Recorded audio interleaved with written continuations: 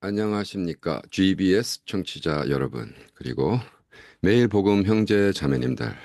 오늘은 제가, 와우, 3천년, 3천권 독서가 가져온 축복, 천년의 지혜, 독서 멘토링, 박종순 목사님. 독서를 잘하는 방법도 배움이 필요하다. 놀랍지 않습니까? 7년 반 동안 하루에 한 권씩 읽어서 3천권을 읽었대요. 와, 주여, 우리는 상상도 못할 일을 하시고 책을 쓰셨네요. 우리에게 좋은 도전이 될 수 있도록 도와주시옵소서. 감사하며 예수님의 이름으로 기도합니다. 아멘. 우리 박종순 목사님은 제가 오래전부터 목사님이 하고 있는 침례교회 디사이플이라는 교회를 커커문거라는 아주 재미난 도시에서 하세요. 거기서 이제 뭐 거의 뭐 집회를 몇 번 했고, 근데 여기에 뭐라고 쓰셨냐 하면 독서는 위험하다. 독서에는 독성이 있다. 독서만큼 위험한 행위도 없다. 독서는 절대 과거의 나로 돌아갈 수 없고 독서 이전의 삶으로 돌아갈 수 없게 만든다. 책을 읽고 나면 절대로 읽기 전에 나로 돌아갈 수 없게 만든다. 책을 읽기 전에 나와 읽은 후에 내가 만나는 부대낌을 느낀다. 그리고 만든다. 같은 배추이지만 소금으로 절여진 배추는 이전의 배추와 다르다. 같은 오이지만 소금을 머금은 오이 피클은 이전의 오이와 다르다. 소금으로 절여진 배추가 이전의 배추로 돌아갈 수 없다. 오이 피클도 다시로 돌아갈 수 없다. 독서의 독성은 책을 읽기 전에 나로 절대 되돌릴 수 없다. 본문 내용 중에서. 저는 이 지금 북톡을 하면서 4년 거의 지금 4년이죠. 4년 반 동안 하면서도 죄송하고 또 우리 아내한테 맨날 쫑크 들으면서 아 여보 일주일에 한 권씩 누가 책을 읽을 수 있어. 당신이 할 수 있다고 자꾸 다른 사람에게 이렇게 추궁하지 마 하라고. 그래서 내가 좀 뭘 잘못하고 있나? 음, 4년 반 동안 북턱이란 걸 하면서 제가 일주일에 한 권씩은 너무 무리인가? 한 달에 한 번씩 읽으라, 한 권씩 읽으라 그럴까? 고민을 했었는데 그 4년 반의 고민을 박종순 목사님은 목사님 뭐 하시는 거예요? 하루에 한 권은 읽어야지. 너무 너무 저희 재밌어요. 여기 서문에 이렇게 쓰고 있습니다. 이 책이 언제 나온 거냐면 2024년 초행이 2024년 9월 11일 초판이 이거 좀 많이 팔렸으면 좋겠어요. 그래서 좀 목사님도 좀 이제 좀 돈도 벌고 7년 동안 하루에 한 권씩 3천 권 책값만으로 얼마나 책값은 좀 돌려받았으면 좋겠습니다. 여기 서문에 제가 몰랐던 사실을 이야기하고 있습니다. 깜짝 놀랐어요. 아마존은 중고책을 온라인으로 제공하는 기업으로 시작했다. 그 이후 공유 플랫폼을 제공하여 미국 전역에 물건을 배송하는 기업으로 성장했다. 하지만 우리가 주목해야 할 아마존의 숨은 비결은 아마존 퍼블리셔에 있다. 제가 지금 출판하고 있잖아요. 아마존 출판. 제프 베이조스는 임원진들에게 모든 보고서를 8페이지 보고서로 작성하여 보고하는 것으로 악명이 높다. 대부분의 임원진들은 한 주의 성과를 8페이지 보고로 만들어 올려야 한다. 매주 계속되는 글쓰기를 통해 정보를 취합하고 회사의 정책을 수립한다. 보고서를 제대로 작성하지 못하면 결국 회사를 떠나야 한다. 아마존에서 글쓰기는 생존 그 자체이며 글 읽기는 치열한 경쟁에서 살아남는 생존 전략과 같다. 제가 이게 너무나 좋은 거를 많이 발견해서 이게 보통 한 줄 정도인데 이건 두 줄 넘어갔습니다. 근데 어, 여기서 마지막에 맞다. 그거 진짜 맞는 거다. 독서의 완성은 책 쓰기. 독서의 완성은 책 쓰기. 우리는 독서를 하기 위해서 독서를 하는 게 아니라 독서를 통해서 글쓰기를 하는 거다. 이것이 독서 완성 책 쓰기가 마지막 챕터인데 읽어드릴게요. 독서의 마지막 목적은 글쓰기다. 책을 읽는 이유는 쓰기 위함이다. 글쓰기가 중요한 것은 생각은 휘발성이 강해서 대부분이 날아가 버린다. 전날 생각해 좋은 아이디어를 기록해 놓지 않으면 다음날 대부분의 생각은 남아있지 않다. 이미 날아가 버린 생각 속에 남아있지 않는다. 그래서 여러분이 써놓은 노트가 아인슈타인보다 더 똑똑하다. 이건 제가 한 말인데. Your note is smarter than Einstein. 그래서 일단 적어 놓으면 그게 불타버리기 영원히 간다는 말이죠. 그래서 제가 계속해서 어, 우리 캄보디아 애들에게 얘기하는 것이 캄보디아에 거기 글로링크라는 학교가 있는데 거기 도서관에 들어가다 제가 너무 좋아서 사진을 찍어서 노트해가지고 계속 써먹는 건데 Not all readers are leaders, but all leaders are readers. 책을 읽는다고 다 리더는 아니야. 그렇지만 이 세상의 모든 리더는 책을 읽는 사람들이었어. 그러니까 애들한테 책 좀 읽으라는 거죠. 하도 안 읽으니까 캄보디아 사람들 뭐 한국도 마찬가지고요. 예. 근데 여기 이렇게 써 있습니다. 21세기의 문맹자는 글을 읽거나 쓰지 못하는 사람이 아니라 더 이상 독서하지 않는 사람이다. 와우, 너무 멋있죠. 예. 제가 아이고 야, 그거 참 아주 간단하게 잘 썼네. 지금 전 세계 지금 캄보디아가 illiteracy 문맹 그 글을 못 읽, 글맹이죠. 글을 못 읽는 사람에서 얼마나 많은 걸 투자했는데 이제 글은 읽어. 근데 다시 문맹으로 돌아가서 왜 책을 안 읽어? 책을 안 읽어. 그냥 페이스북에 떠 있는 간단한 단어들만. 그래서 책은 어떻게 읽어야 되느냐? 전쟁적으로 여기선 책은 분투해야 읽을 수 있다 이렇게 썼어요. 음, 와우. 분투. 문제를 해결하거나 목표를 이루기 위해 있는 힘을 다해 노력하는 것이다. 이게 저도 언제나 제가 신학생들한테 책 읽는 법을 가르치거든요. 그때는 저는 전쟁하라. 책과 전쟁해라. 그리고 책을 읽지 말고 저자를 읽어라. 그리고 그 저자와 계속 싸워라. 여기 아주 좋은 글을 하나 소개했습니다. 집안이 나쁘다고 탓하지 마라. 나는 9살 때 아버지를 잃고 마을에서 쫓겨났다. 가난하다고 말하지 마라. 나는 먹을 게 없던 시절 들쥐를 잡아먹으며 연명했다. 아는 게 없다고 힘이 없다고 탓하지 마라. 나는 남의 말에 귀 기울이며 연명해지는 법을 배웠다. 너무 막막하다고 그래서 포기했다고 말하지 마라. 나는 목에 칼을 차고도 탈출했고 나는 목에 칼을 차고도 탈출했고 뺨에 화살을 맞고 죽었다 살아나기도 했다. 적은 밖에 있는 것이 아니라 내 안에 있었다. 나는 내게 거추장스러운 것을 깡그리 쓸어버렸다.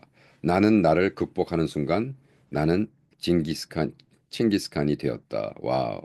칭기스칸이 한 말인지 아닌지 논란의 여지가 있다. 그 논란을 이야기하는 것은 아니다. 그가 직접 쓴 글은 아닐지라도 칭기스칸의 삶을 들여다보면 틀림없이 그렇게 살았다.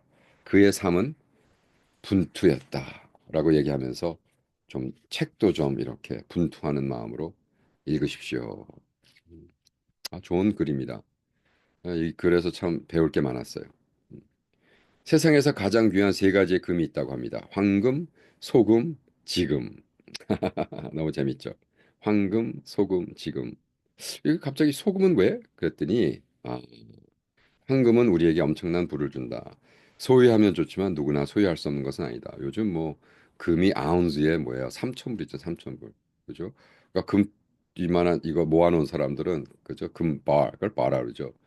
와, 그 킬로인가요? 100 아운스인가요? 100 아운스 요만한 것도 이제 3만 불. 이번 블락은 이제 뭐 엄청난 거죠. 과거 소금은 일한 대가로 주어지는 임금이었다. 월급에 해당되는 salary라는 단어는 salt에서 유래된 말이다. 소금도 많이 소화하고 싶지만 마음대로 되는 것은 아니다. 하지만 지금은 나에게 주어진 가장 큰 능력이다. 지금, 와, 지금. 황금, 소금, 지금. 지금 여러분 책을 읽고 있습니까? 누적하고 있습니까? 지금 집중하고 있는 삶은 우리는 몰입이라고 한다. 몰입이란 말은 집중이라고 말할 수도 있다. 집중하는 것은 엄청난 에너지를 만들어낸다. 그래서 책을 한 권은 있는데 이분은 몰입해서 하루에 그죠? 3시간 정도 열심히 해가지고 책을 한 권씩 읽었다는 거예요. 어떻게 책을 한 권씩 읽어? 그냥 읽어지는 게 아니더라고요. 이렇게 썼습니다. 잠자는 시간이라도 줄여 책을 읽어야 한다. 책에게 많은 시간을 들여야 책도 자신이 갖고 있는 최상의 결과물을 내놓는다. 한동안 새벽 2시에 일어나 새벽 기도 시작하기 전 5시까지 미친 듯이 책을 읽었다. 이 새벽 시간 3시간이면 한 권의 책을 읽고 하루를 시작할 수 있었다. 와우. 책을 읽겠다면 지금 당장 알람을 설정하라. 새벽 2시 30분으로 시작해보면 어떨까? 좋다. 조금 양보해서 새벽 3시에 알람을 맞추는 것으로 시작한다.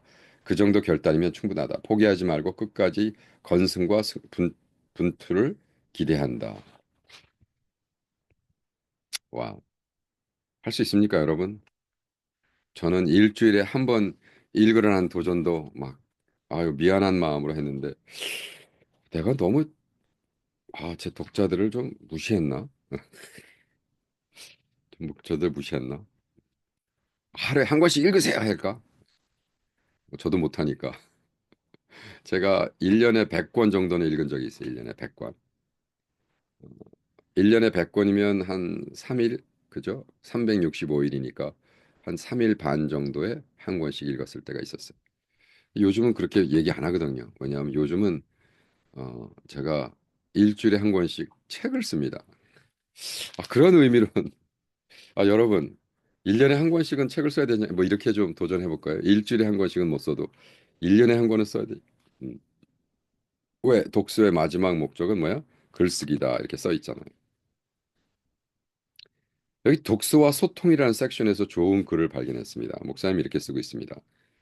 음식물이 몸 안에 정체되면 몸이 힘들다. 마찬가지로 지식이 우리 생각 속에 정체되면 세상과의 소통이 힘들어진다. 소통하지 못하면 고통이 된다. 고통은 소통의 실패로부터 시작된다. 사람들이 가리킨 길에 뛰어들었지만 그 길은 길에서 길을 찾지 못하는 허망함을 경험했다. 그때마다 사람들이 몰려가는 방향으로 함께 열심히 뛰다 보나 심각한 위기가 왔다. 나이 30이 되어도 무엇을 해야 할지 알지 못했다. 아직 아니 내가 원하는 것이 무엇인지 내면에 나와 이야기해도 길을 발견하지 못했다. 소통의 부재란 나와 내면의 내가 서로 소통하지 못하는 것이다. 와, 이거를 제가 읽으면서 제가 지금 계속해서 이야기하는 마틴 부버, 그죠? 너와 나, 너와 나라는 책, 그죠? 이 책을 제가 여러분들한테 소개하면서 제발 어, 내가 정말 누구인가? 그래서 자기 모순, 자기 모순의 삶을 살지 말라. 야, 이거는 정말 이 책이랑 전혀 상관없지만 지금 우리 박종순 목사님이 하신 말씀.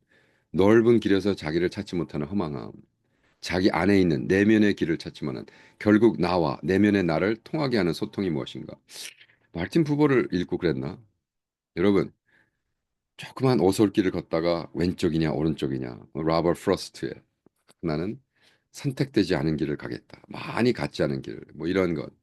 그럼 얼마나 그건 뭐 너무 쉬운 거야, 사실. 외길을 걷다가 두 길로 흩어져? 그거야 뭐 50%인데. 둘 중에 하나인데 뭐. 뭐 실패하면 돌아오면 되잖아. 근데 이거는 큰 길에 그게 아니라 아예 넓은 광장, 그죠? 시골길 가다 왼쪽 오른쪽이 아니 그냥 큰, 큰 광장에서 내 자신을 이게 뭐 이건 왼쪽 오른쪽이 아니야. 365도로 다 길이야. 그랬을 때 내가 내 자신을 어떻게 찾냔 말이야. 여기 자기 모순의 의미, 스스로 자신을 속이는 자. 제가 이제 쓰고 있는 책의 한 부분인데 읽어드릴게요. 자기 모순의 의미. 사람이 반선험적으로 세상을 대하든지 자신의 너를 깨닫지 못하고 관리가 정리 안 되면 나의 공격이 스스로를 향하게 된다. 결과적으로 성장할 공간도 없고 성취 자체가 불가능한 자아상을 만들어낸다.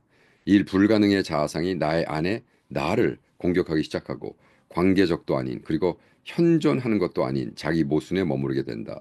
그런 상태를 그는 종교적인 관계로 해석하려고 노력한다. 왜냐하면 자신의 내적에서 일어나는 말로 형용 못할 분쟁을 변명하기 위해서다. 그러나 변명을 하면서도 자신이 스스로를 속인다는 말을 계속 깨닫는다. 삶의 변두리에서 이루지 못한 그리고 아예 이루어지지도 못할 삶의 현실에서 스스로 이루고 있다고 속이며 더 깊은 삶의 늪으로 들어가려고 한다. 와, 제가 이거를 얼마 동안 묵상했냐면 10월 5월 10일 2017년 5월 10일 2017년부터 2017년 20일까지 열흘 동안 제가 묵상을 했습니다. 아무것도 안 하고. 우리 아내가 캄보디아 들어가 있어. 제가 혼자 있으니까 옥스퍼드에서 박사학위도 다 때려주고 야, 지금 내가 박사학위를 공부하는 게 가짜인가? 내가 아닌 나를 또 개발하기 위해서. 아니면 나는 이런 사람이야. 난 똑똑한 사람이야. 난 공부한 사람이야. 나는 캄보디아를 이렇게 살아가는 사람이야. 지금 천년지의 독서 멘토링에 딱 그 섹션이 나와가지고 깜짝 놀랐어요. 결국 나와 내면의 나, 그죠? 통하는 것이 소통. 내가 나의 소통을 안 하니까 우리는 이런 그러니까 결과적으로 저도 마틴 부버를 읽다가 내 자신을 발견한 거죠. 얼마나 중요해요. 그래서 천년의 지혜 독서 멘토링. 와, 독서를 잘하는 방법도 배움이 필요하다. 했습니다. 음,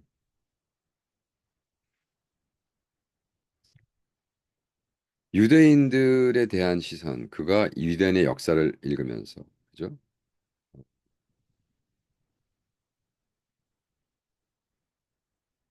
자, 일제강점기 이후 독립된 대한민국에서 한글 교육이 시작되었다. 한글의 역사는 500년의 장구한 역사를 가졌지만 전 국민에게 읽히고 쓰인 것은 딱 100년밖에 되지 않았다. 읽기와 글쓰기가 100년밖에 되지 않았는데도 대한민국이 이렇게 발전했다는 것은 놀라운 것이다. 5천 년 전의 글쓰기 역사, 이스라엘 백성, 유대인들에 대한 두 가지 시선은 경악과 경탄이다.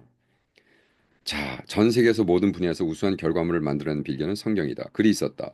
5천 년 전부터 유대인은 글을 읽고 글을 쓸 수 있었다. 결과적으로 그래서 전 세계 노벨상의 거의 머조리티가 그 조그만 나라, 유대 사람 나라들일 거잖아요. 이렇게 도전합니다. 우리 또 박 목사님이 독서를 시작하면서 3천 권은 읽어야 되지 않을까? 3천 권.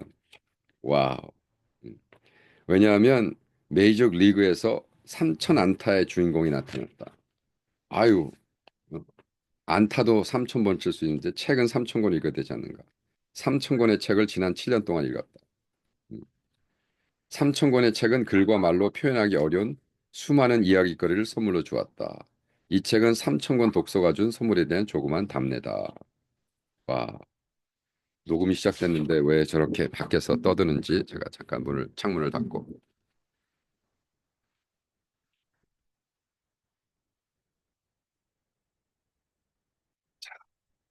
조용한 가운데 제 북토크가 시작됩니다. 아침이라 창문을 열고 좀 선선한 바람을 하고 있었는데 시끄럽네요. 그래서 독서는 우리 신앙의 교양을 회복시켜준다. 아, 뭐 삼천권? 글쎄, 저도 평생 한번 평생 몇 권이나 한번 계산해 보는 게 재밌겠네요. 1년에 100권씩 읽을 때가 그래도 오래됐으니까 그걸 한 1000권 잡고 저도 줄잡아 한 2000권 읽지 않았을까요? 그래서 우리 신앙을 하기 위해서 우리 선교사들이 의료와 교육에 굉장했죠. 배제학당, 연세대, 경신학교, 이화학당, 정신, 숭실, 배화, 숭의, 덕명, 와, 그죠?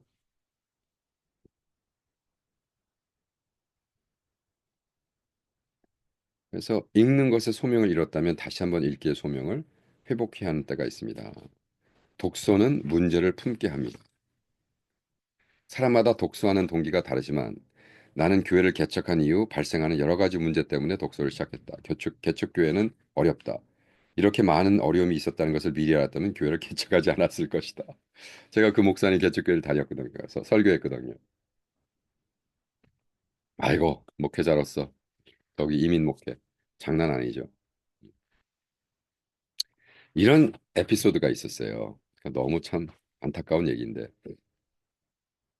여보세요, 제자들 교회입니까? 입니다. 그랬더니 다짜고짜로 지금 1부 예배 끝나고 2부 예배 쉬고 있는데 어떤 분이 어이, 거기 몇 명이 모여?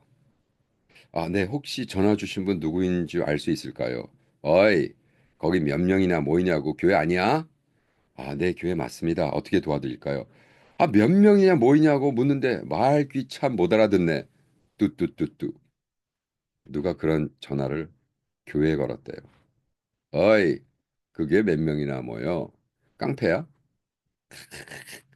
어떤 미친놈이 전화를 걸어가지고 지금 1부 예배 마치고 2부 예배 설교 준비하고 있는 목사의 마음을 그냥 그렇게 전화 통화는 일방적으로 끝이 났다. 앞으로 1부 예배까지는 10분 정도 시간이 남아 있다. 앞으로 10분 후면 은혜에 들어온 설교를 해야 된다. 하지만 지금 내 마음과 영혼은 순간 말할 수 없는 착잡함과 비참과 자괴감, 서러움, 분노, 낮은 자존과 같은 부정적인 단어들이 지배하고 있었다.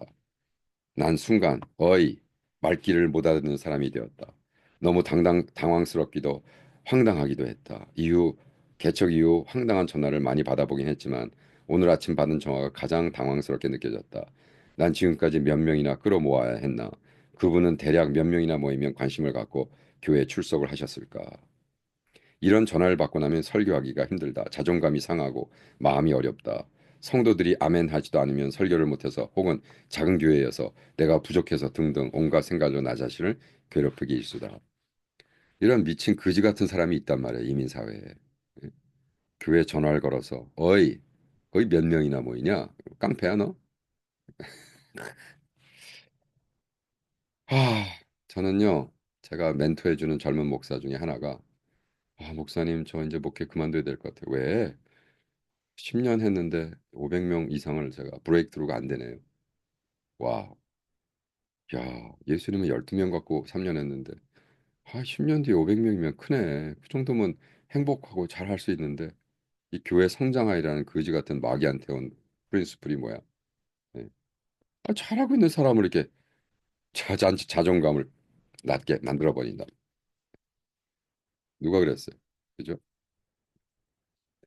그래서 이민 사회도 그렇고 한국 사회도 그렇고 잘 지내시죠? 질문하면 대다수 현대는 네, 바쁘게 잘 지내고 있습니다.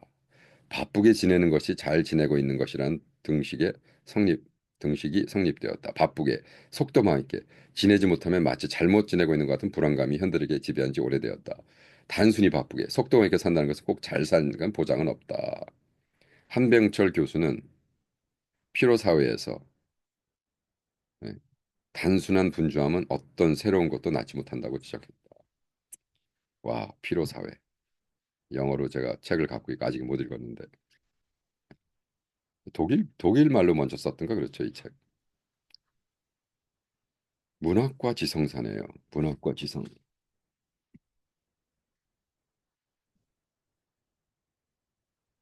아, 문학과 지성사가 바로 한강 씨의 노벨상 받은 그죠?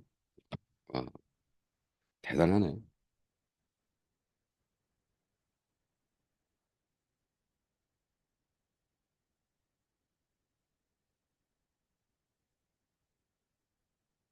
한강 씨의 소년이 온다는 창비네요. 그 다음에 작별하지 않는 듯 문학 동네. 그러니까 이 옛날의 그 시집. 그것도 이제 노벨상 받은 7권 중에 하나인데 서랍에 저녁을 넣어두었다. 문학과 지성사는. 여기서 문학과 지성사에서 나왔습니다. 2012년도. 그랬는데 어쨌든 바쁘게 사는 것을 뭐 저는요 누가 얘기해도 예, 누가 얘기해도 바쁘게 살거든요. 근데 저는 바쁘기 때문에 잘 살고 있다고 얘기했잖아요. 제가 3월 달에 책 9권을 출판했습니다. 물론 6권은 이제 썼던 시집을 했지만 어, 책 3권 집필하고 6권 다시 출판해서 한 달 안에 책 9권 출판한 사람이 있을 수 있을까? 네. 거의 세계 그렇다고 제가 잘 산다고 생각하지 않습니다. 어, 여기 진짜 재미난 걸 발견했어요. 미국 코넬 대학 코머스 길러비치 교수는 올림픽에서 메달을 딴 선수들의 행복에 대한 연구를 통해 행복의 조건이 우수한 성적 순에 있지 않다는 것을 보여주었다. 그 교수는 시상대에 오른 메달리스트를 메달의 목에 거는 순간을 학생들에게 보여주며 그들의 표정을 통해 얼마나 행복해 있는가를 평가하도록 했다. 각각의 메달리스트 시상대에 오르면서 보여준 표정 속에 그들이 받은 행복 지수는 금메달 10점 만점을 기준으로 은메달 4.8, 동메달 7.1이었다. 이런 연구는 미국 샌프란시스코 주립대학의 데이비스 마스모토 교회에 또 한 번 연구되었다. 2004년 아테네 올림픽에서 수상했던 메달리스트를 연구한 결과 금메달리스트는 시상식에서 미소를 지었고 동메달리스트는 환호했지만 은메달리스트는 매우 침통한 얼굴을 하고 있었다. 왜 그랬을까? 은메달리스트는 자신이 좀 더 잘했으면 금메달을 목에 걸 수 있었을 거란 자책을 하고 금메달리스트와 비교하며 행복하지 않았다. 동메달리스트는 메달을 땄다는 안도감과 만족감이 넘쳐 행복 지수가 상대적으로 매게 높게 나타난 것을 가져왔다. 올림픽 메달리스트의 행복도 연구에 따르면 결국 행복은 자신이 얼마나 만족한 삶을 누리고 있는가의 행복도를 결정한다는 것을 보여준다. 높은 경제적 성취, 학업 성취, 사회적 성취도 불구하고 끊임없이 비교하며 상대적인 박탈감을 느끼는 삶의 행복 지수가 매우 낮아져 불행해지는 것을 볼 수 있다. 행복 지수가 매우 높은 나라 부탄도 음, 그러면 이런 걸 생각하면서 내가 그러면 야 목사들의 행복도는 저 큰 교회 담임 목사 부목사가 가장 비극의 존경으로 생각하지 않는가 오히려 그 교회 전도사들은 야 내가 이런 교회 전도사 한다는 거 기뻐하지 않을까 재미난 얘기지만 결과적으로 우리는 비교하는 순간 불행해지는 거예요. 음, 누가 비교하라고 그랬어? 그죠? 네. 음. 파스칼은 일찍이 인간의 영적 문제를 지적한 바 있다. 그는 인간의 실존을 다룬 고전 팡세에서 인간의 불행은 고용이 머물러 사색할 수 없는 것을 경고했다. 팡세라는 게 프렌치로 뭐야? 생각이라는 소리지. 파스칼의 생각이라는 그게 완전히 이건 뭐 책 같지도 않아요. 한번 읽어보세요. 네. 그런데 이게 뭐 프랑스 사람들은 군인들이 전쟁터에 나갈 때 이거를 성경 대신 품고 갔대잖아요. 이 프래그먼트 전쟁 시에 뭐 앉아가지고 소설 읽을 수는 없는데 그냥 잠깐 잠깐 프래그먼트 인간의 불행은 모든 단 하나의 일, 즉 방 안에서 조용히 머물지 있을 수 없다는 데서 비롯된다. 팡세라는 말은 프랑스어로 생각이란 뜻이다. 그 유명한 생각하는 갈대라는 말이 이 뜻에서 유래되었다. 인간이 다른 피조물과 근본적으로 다른 것은 생각할 수 있다는 점이다. 그 뭐야? 조용히, 그죠? 가만히 방 안에서 묵상하고 생각하는 이걸 내가 할 수 있는가? 없으면 불행해진다는 거. 없으면 불행해져. 그죠? 음, 빌 게이트의 생각의 속도. 그 책이 내가 여기 있나? 빌 게이트의 The Speed of Thought이라는 책. 내 뒤에 있었던 걸 알았는데 지금 갑자기 얘기하다가 못 찾겠네요. 빌 게이트의 Speed of Light라는 Thought이라는 책이 있습니다. 지금은 못 찾겠지만 아마 어디 찾아지겠죠. 제가 사놓고 읽다가 꽂아놨는데. 네, 어쨌든 빌 게이츠의 생각의 속도는 인간의 생각 속도가 정보의 속도와 같은 맥락이 있지만 흔히 말하는 광속보다도 빠르다고 언급한다.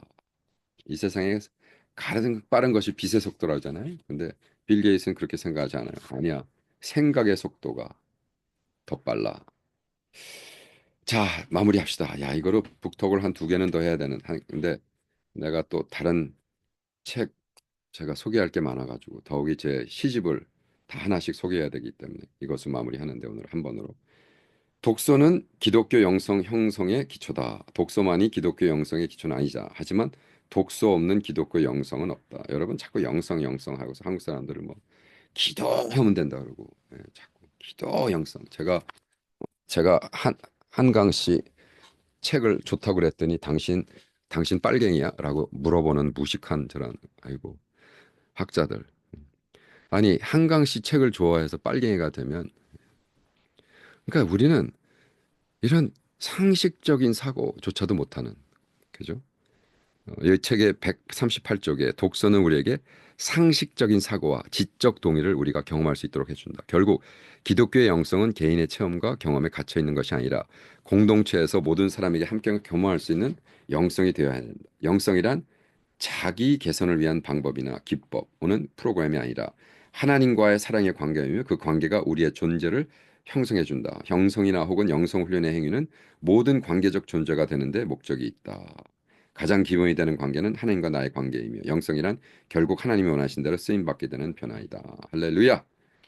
강추합니다. 이 책. 천년의 지혜 독서 멘토링 박정순 지음 좋은 땅에서 나왔습니다. 꼭 사서 읽어보신 여러분 되기를 축원합니다.